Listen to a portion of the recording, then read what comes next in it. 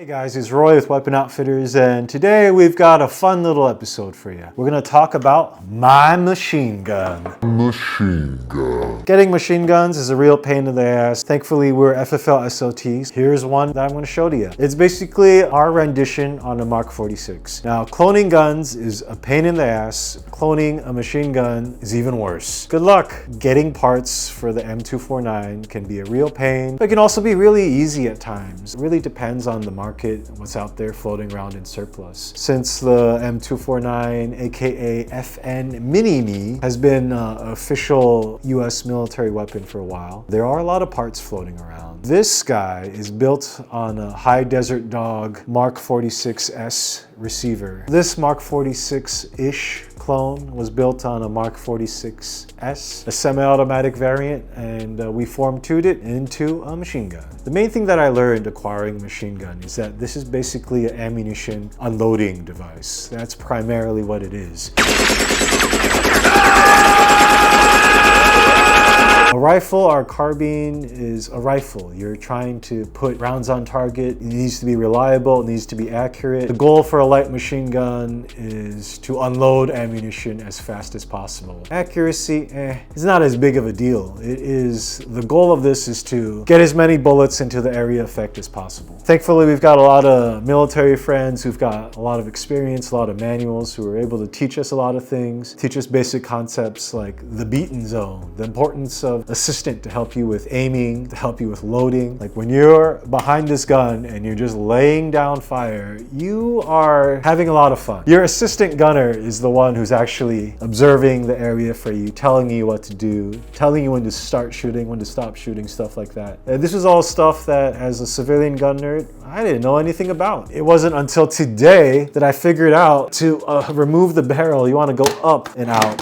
I've just been jiggling it until it comes out, all right, for the last however long I've had this thing. Other concepts that were brought to my attention were like from a skinny guy who was in the 101st Airborne. He was deployed to Afghanistan and had to go up and down mountains with these. And he's like, when you're absolutely exhausted, using this to lift and aim the gun is pretty common. Whereas in the Marine Corps, apparently they will yell at you for using the carry handle for carrying the gun. Supposedly it's because it puts extra strain on the barrel and the receiver, but mostly I think it's just a Marine Corps thing, like don't put your hands in your pockets. Pockets are not for your hands, that type of thing. Other concepts that I really enjoy about machine guns is that they are steampunk-like contraptions. If you're used to regular rifles, you understand a magazine pretty well. It's a box with a spring and a follower. If you're carrying around thousands of rounds of ammunition, all those extra boxes and springs add up. So having little metal clips to hold your ammunition together is far more efficient.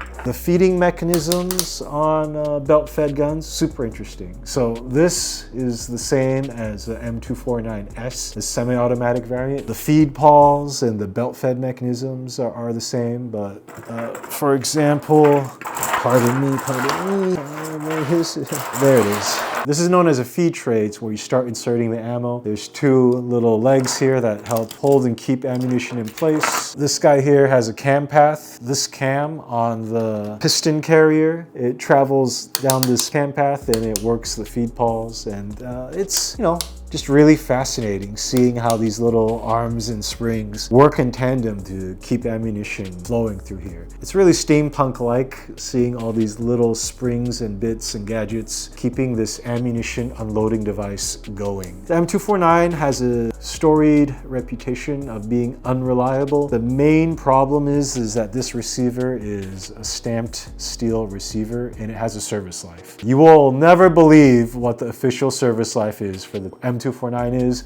It's 50,000 rounds. That is not a lot. As a civilian guy, a 50,000 round service life is a problem even for me. So I'm assuming if you're in the Army or Marine Corps and you are doing lots of operations, lots of training, hitting 50,000 rounds on a light machine gun that's meant to keep the enemy's head down with massive volume of fire, you get to 50,000 pretty quick. That being said, getting to that 50,000 round mark is pretty comfortable. This gun is pretty heavy. It's pretty overgassed because the powder charge not has to send the bullet downrange, has to put enough energy into the ammunition unloading device to operate the feed pawl. The belt fed mechanism needs to drag ammunition up into the feed system. It requires a decent amount of energy. This is why when you feed with a magazine into a M249, you start getting reliability issues. The main problem is the bolt carrier, the piston carrier, is no longer slowed by the belt-fed operation. If it's feeding straight from a magazine, it's pretty common for the rate of fire to increase significantly to the point where the gun starts outrunning the magazine. This is why for our Mk46-like clone, we opted to just not use the magazine feed system. If we're ever like fighting the zombies and we run out of belt-fed ammo, you know, that's it, man. Like, it is what it is. The lesson to me is to never run out of belt-fed ammunition. This gun is super fun to shoot. It fires from an open bolt, so there's a little bit of lag from when you pull the trigger to when you start shooting. This is really noticeable when you're doing carbine drills. I loved the images of the Rangers who were clearing houses and shoot houses with the M249, looking like total badasses. So I definitely use this like a carbine when I was training with some dudes one time, and I realized, you know what?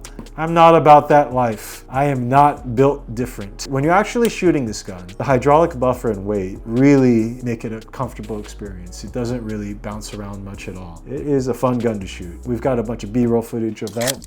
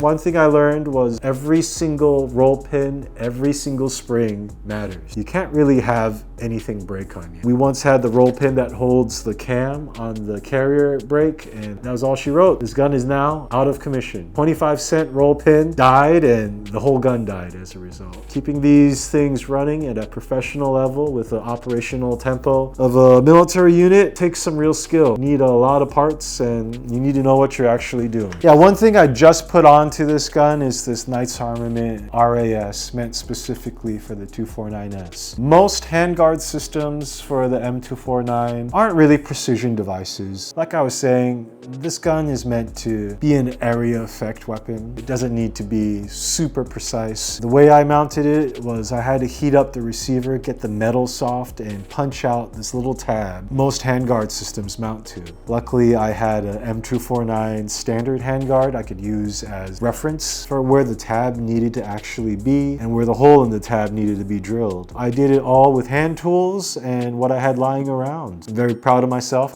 I think it came out pretty well, all things considered. It works, right? This gun isn't really a consumer product anyways. I would never use hand tools on your fine products if you sent them into weaponoutfitters.com for gunsmithing. You would always use the specific actual tools needed to deliver something nice, but every now and then going to the Wile E. Coyote School of Gunsmithing is something I do for my own personal pride. projects. This is a post-sample machine gun, so if you are a law enforcement agency, a military unit, or a fellow FFL/SOT, you can get one. Until the laws are changed, civilians cannot own any machine gun manufactured after 1986. As a result, if you're FFL/SOT, you don't really own the machine guns you make. You can only keep them for as long as you have the license. Hopefully I'll have my license forever and this gun will stay with me, but if I ever give up my FFL/SOT, as some businesses are known to do, I'll have to either destroy this beautiful piece of machinery or sell it to another FFL/SOT, law enforcement agency, or military unit. When that day happens, it'll be at weapon-outfitters.com, but today is not that day.